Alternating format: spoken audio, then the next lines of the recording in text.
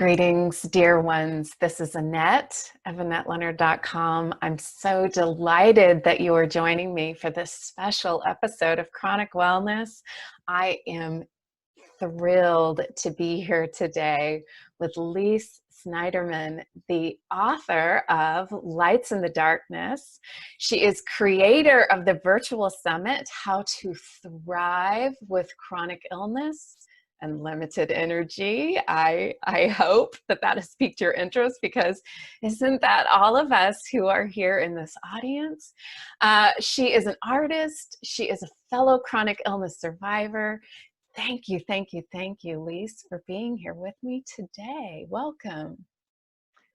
Thank you. I have so much gratitude and appreciation, and I'm honored to be here. And I just hope to share with our viewers and that they can really relate, because, you know, so much of what we go through, everybody else is going through.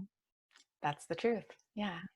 Well, let's begin by just telling those who are watching and listening a little bit about yourself. Who are you, and what brings you to today?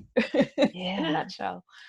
Well, as you noted, when I introduce myself, I'm first and foremost, I look at myself as an artist, and I'm a playwright, I'm a filmmaker, I'm a singer-songwriter, and I'm also an author. But I also live with chronic illness, and so that's part of my story. So I think of myself as an artist who obsessively creates to heal. And I have lived with my chronic illness. It's a rare progressive muscle weakness disease called dermatomyositis. And I've lived with that for 12 years. So that's really who I am and part of my story. And my story is persevering through this darkness of dermatomyositis through creativity. But it's also becoming a light in the darkness and being a muse and an inspiration and support to others. So in a nutshell, that's sort of who I am and how I represent myself. Yeah. And so tell us a little bit more, that you and I share a form of illness, and anybody who's been here on my channel knows that polymyositis is part of my illness constellation. And so we are the rare of the rare, and it's amazing that we have this bit of overlap. But tell me a bit about how this came on. Was it sudden? Was it progressive? Tell us a bit more about dermatomyositis for you. Right. So picture yourself, we're going back to 2008, and you're about to get married, you're about to go on tour to promote an album, and you have a full-time job, and you get a rash mysteriously, and you go to a dermatologist thinking he's going to give you some topical cream and you're going to go home. And instead he tells you you have a rare chronic illness that is unpronounceable, and he refers you to a rheumatologist. And, you know, for me, I was 36, and it was one of those things where I looked at a rheumatologist as dealing with elder people and people with walkers and canes, and I really didn't know, you know, how to really reconcile who I was with what that diagnosis was. But the positive at the time was that I got diagnosed fairly quickly, because dermatomyositis, as I said, is a progressive muscle disease, but it also, different than polymyositis, it has a skin component. So the fact that I had a red rash and my nail beds, you know, were extremely tender and painful, and it hurt to do things like wash dishes or pull things out of my backpack. So my first symptoms were actually skin, and the muscle didn't even come on until later, probably 6 months or 4 to 6 months later. And at that point, honestly, I thought I was a little bit imagining, you know, I knew that people with DM can have muscle aches and such. And so when I was having problems getting up out of a chair or off the bathroom on the toilet or in the shower brushing my hair, that I, you know, was imagining that this was happening. And then when I got a muscle biopsy and other kinds of treatments and tests to confirm, you know, it made more sense. So just to kind of recap, a lot of people with DM, myositis in general, it takes a long time to get diagnosed. And I was really fortunate by some of those telltale signs that it happened quickly. And so there you were on the precipice of marriage and a tour for an album. How how did it impact those things to the extent that you're willing to talk about? Yeah, of course. So there were a lot of things at the time. There's a lot of denial. There was a lot of, I'm just going to go, go, go, and to hell with my body. My body be damned, so to speak. And at the time, but then there was also the reality, which was the treatments. Things like immunosuppressive drugs were very hard on the body, and frequent infections were hard on the body. So I needed to quit my day job that I was doing.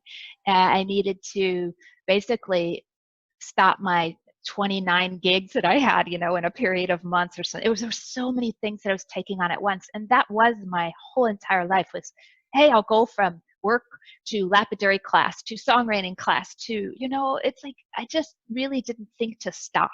And I really didn't understand that this pace or this lifestyle was going to impact in very dramatic ways. So for me, that most dramatic way happened in 2010. And what happened is I was walking around the block. I woke up and I wasn't feeling right. I knew this. I was off. And I said, I'm going to go revive myself. I'll take a walk. And I was walking and I came back and my mouth was very dry.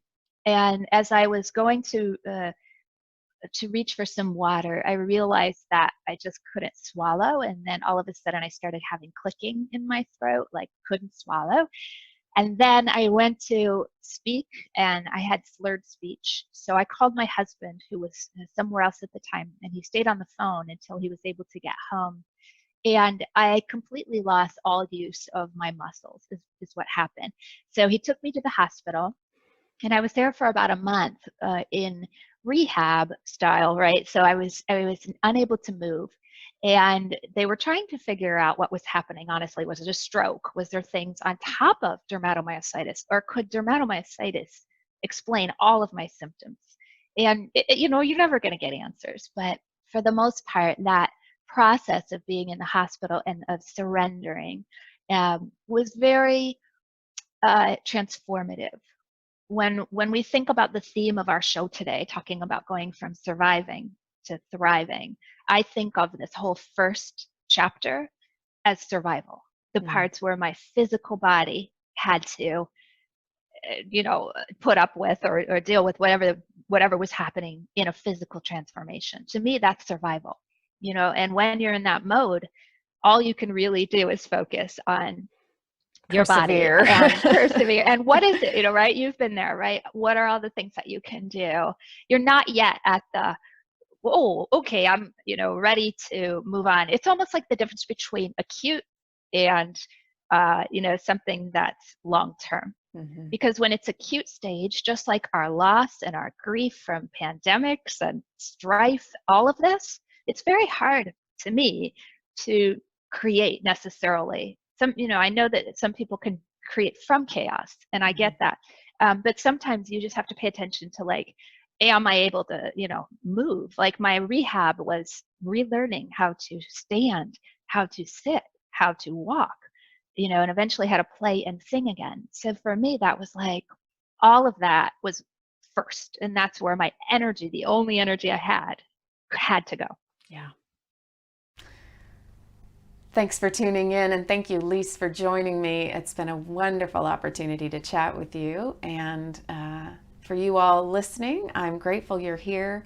If you are tuning in on audio podcast, I would really appreciate your subscription and your ratings on iTunes. I could really use that. And as ever, I would be grateful for your comments and questions. And until we're together again, be well.